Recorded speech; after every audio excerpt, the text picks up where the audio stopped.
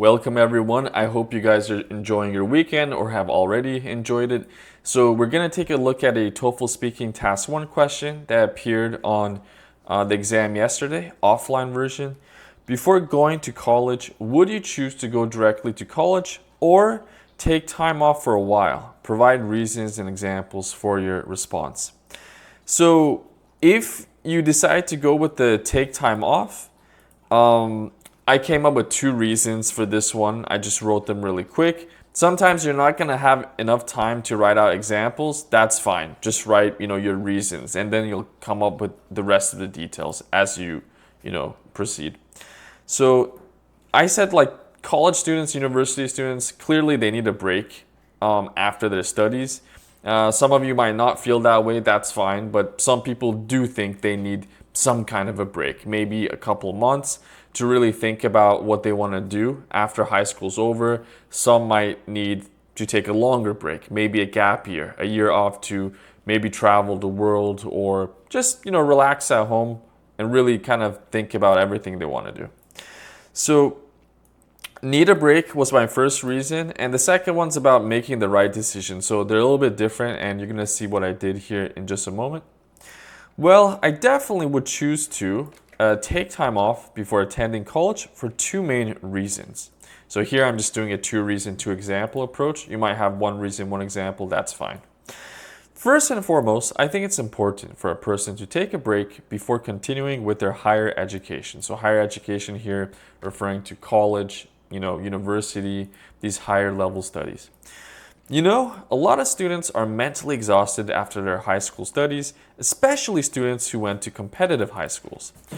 By taking some time off away from education, this is a nice complex sentence you can use, it's a by sentence, they'll feel mentally rejuvenated, and this is essential for their mental health.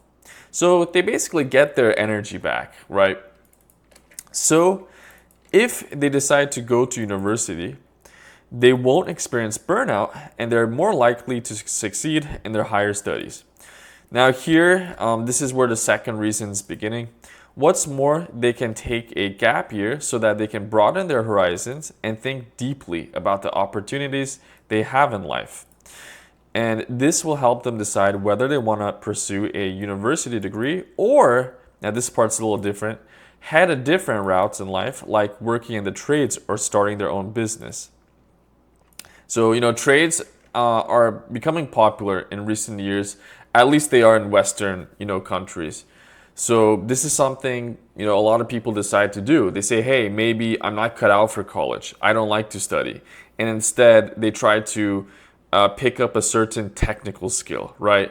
Like HVAC, or maybe they want to become an electrician, a plumber, a carpenter or something, right? Some people do this, especially men. Sometimes, if an individual chooses to go to college directly without really putting any serious thought into their career aspirations, like their career goals, right, their dreams, they may end up dropping out from college simply because they have no idea what they got themselves into. So, that's kind of like the downside if they were to jump to college or university right away. So as soon as they're done with high school, they, decide to go on to college, university, and then maybe they end up changing their mind. Like, I don't know what the heck I'm doing. I'm just going to drop out and then think about what I really want to do. So that's a problem that some people sometimes encounter. Now, let's say you went along with the opposite choice here. So your opinion was to say you want to go directly to school, directly to college or university. So here I have a one reason, one example attack. So I'm going to go with time as my reason. It's a really easy one to use. Well, I would definitely choose to go directly to college after graduating from high school because I don't want to waste any time. So what do I mean by that? So here I'm going to elaborate on it. Take myself, for example.